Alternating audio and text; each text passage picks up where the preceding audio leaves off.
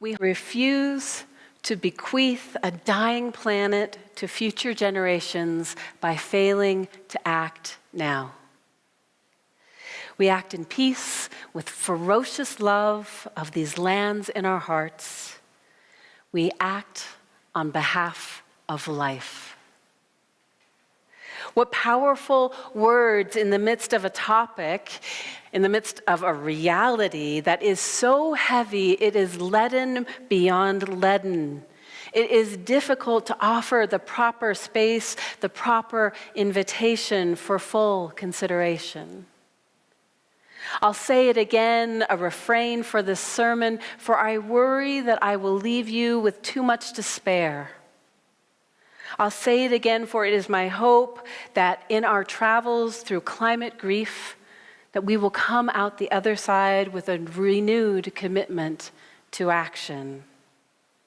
Hear them again. We refuse to bequeath a dying planet to future generations by failing to act now.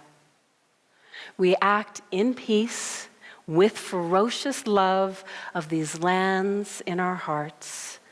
We act on behalf of life. Perhaps you know in your body, perhaps you know in your head, perhaps you know in that deep place of coherence beyond the binary, beyond either or, beyond the one or the other, inside both and all. We have moved past climate change to climate changed, right? Or climate catastrophe, or crisis, or constriction, or chaos, or breakdown, or emergency. Take your pick. Instead of stopping global warming, there are those who have given up the notion of prevention and now speak of mitigation. Sometimes folks with this worldview, and perhaps this is you, speak of adaptation, with forecasts of society as still recognizable, our current linear economy more or less intact, just smaller.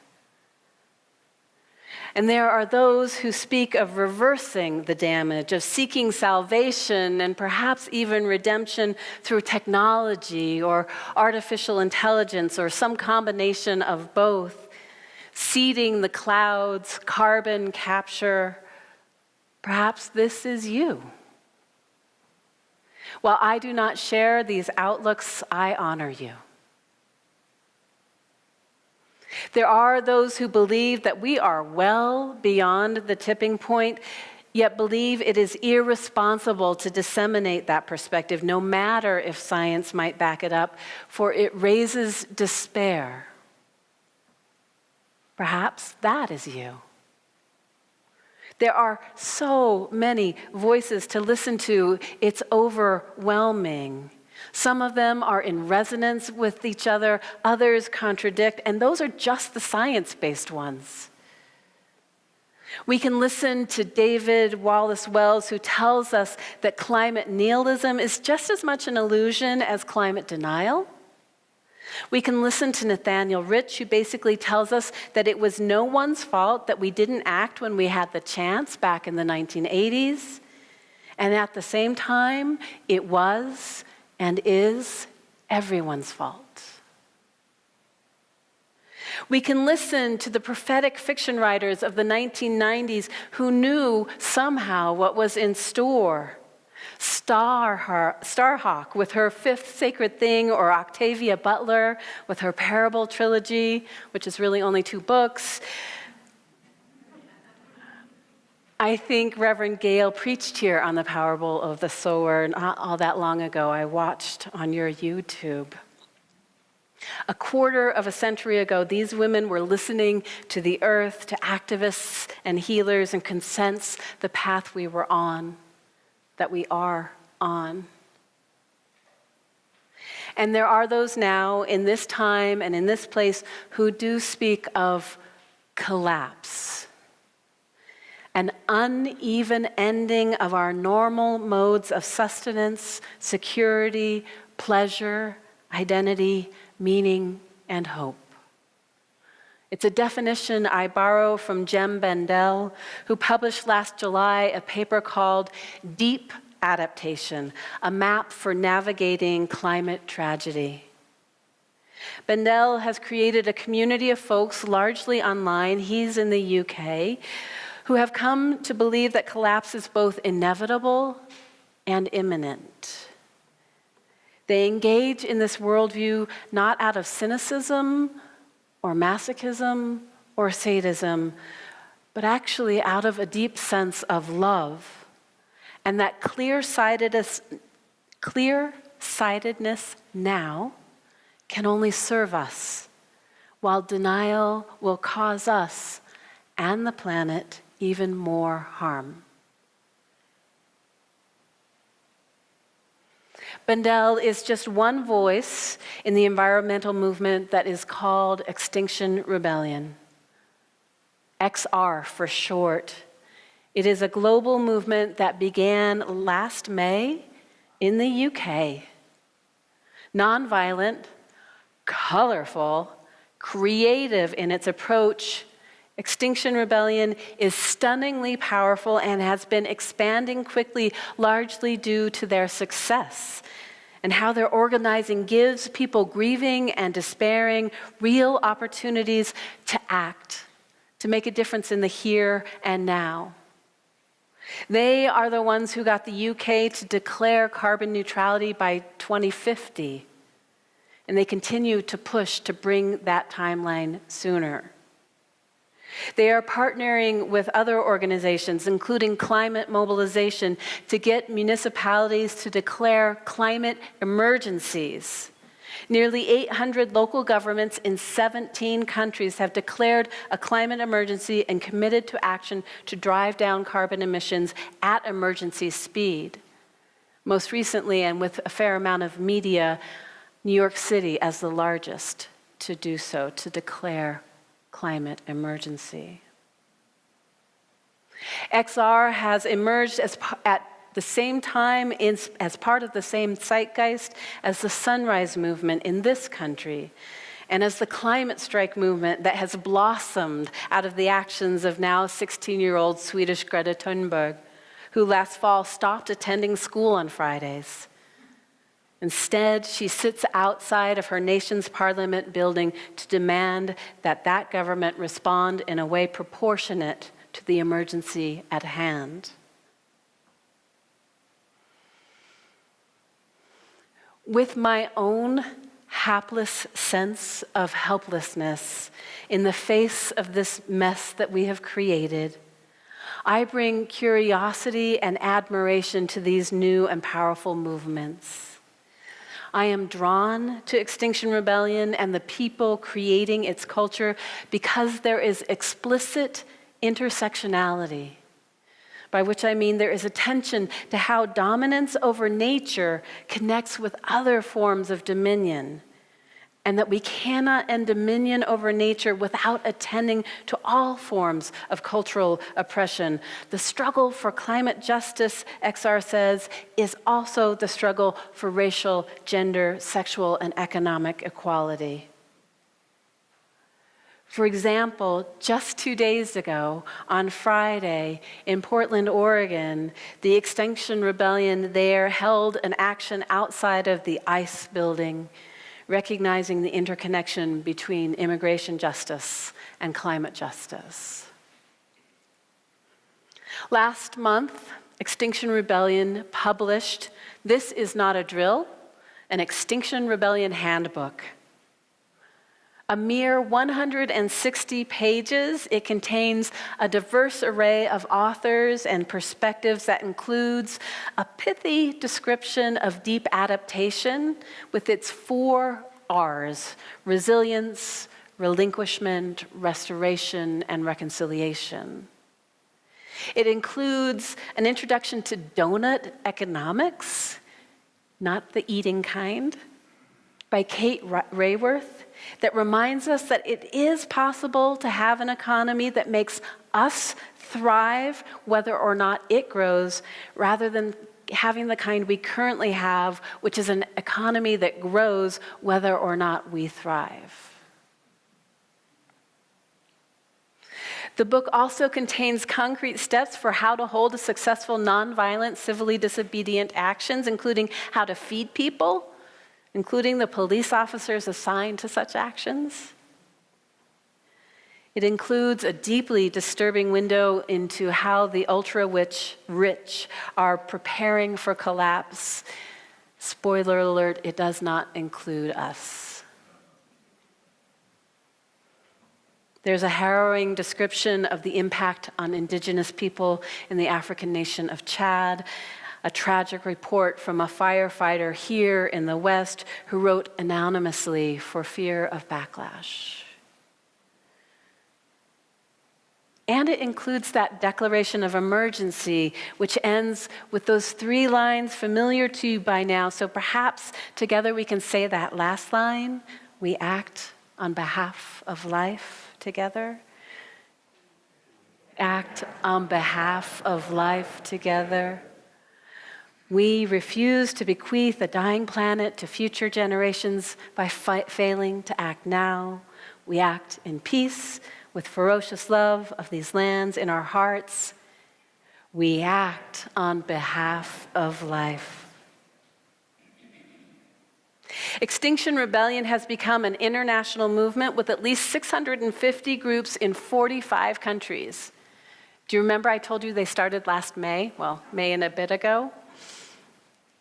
Clearly, their message and methods, while not appreciated by all, resonate as more and more people wake up to the emergency nature of our climate dilemma, particularly in the wake of the IPCC report released last October that informed the world that we have less than 11 years to make the changes necessary.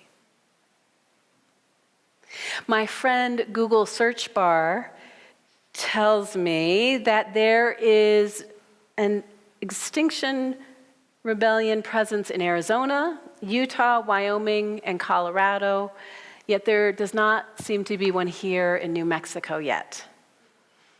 But that is not a problem. There are so many ways to be a part of this latest manifestation of saving Gaia, saving this living planet, of saving the interdependent web of all existence of which we are a part. I see that the Sunrise Movement is active not only in this state, but here in Santa Fe. Reverend Gale told me that just a week ago they had their first meeting here in Santa Fe. Perhaps some of you are a part of it. Perhaps you have already been following Greta Thunberg and the whole youth climate strike movement. I wonder if you have heard that there is a call for a global strike, not just of students, not just of youth, but of all of us for September 20th.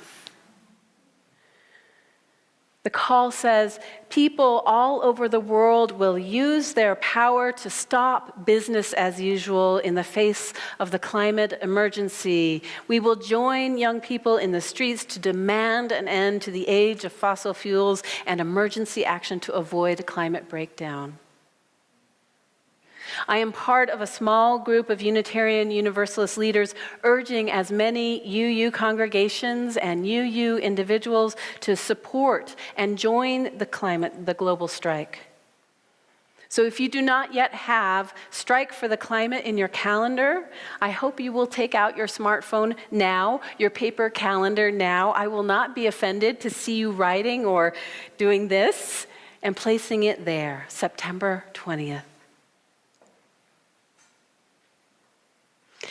It turns out that there are multiple kinds of climate denial, and I recognize myself in every single one of them. Magical thinking that uncomfortable things will just go away on their own, especially if we don't pay them too much attention. Or that science and technology might solve the problem and save the day.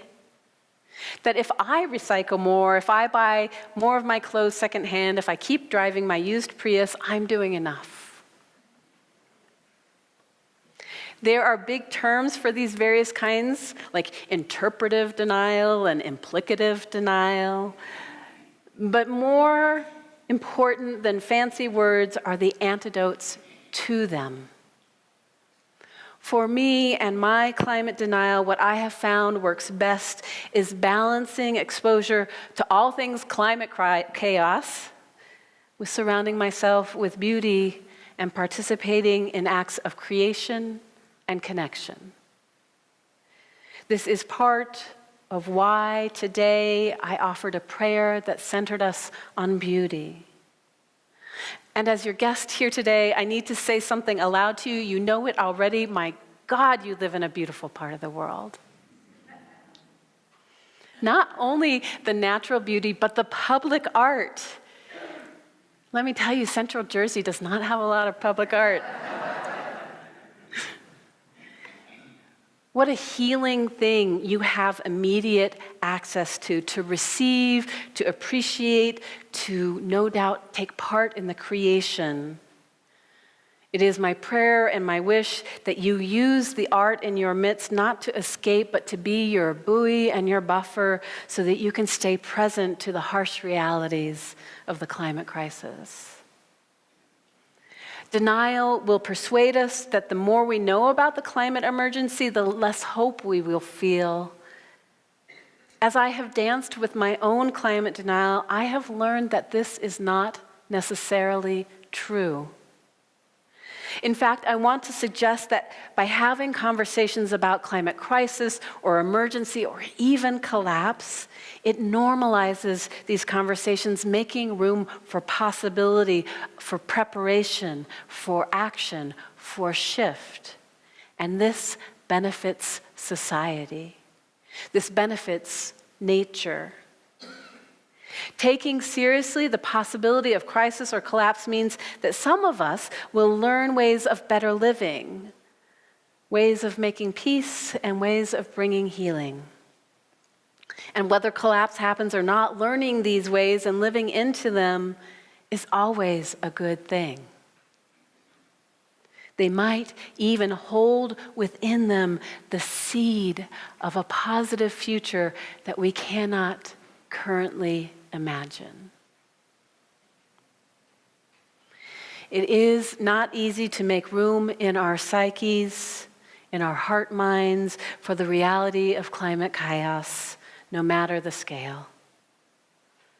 For if we were to do so, if we do so, it means that not just other people must stop business as usual, that it is we, too, who must stop business as usual, and must do it soon, must do it now, for time is ever so short. We must, in whatever ways our life circumstances allow, stretching beyond our comfort zones as much as possible, support or take part in these actions. And I invite you to take part in the global climate strike. To do so is to be a part of a worldwide collective action which can raise up your personal sense of connection and our communal sense of hope. To do so is to embody and to make visible the interdependent web of all existence of which we are a part. We refuse to bequeath the dying planet to future generations by failing to act now. We act in peace with ferocious love of these lands in our hearts. We act on behalf of life. Amen, and may it be so.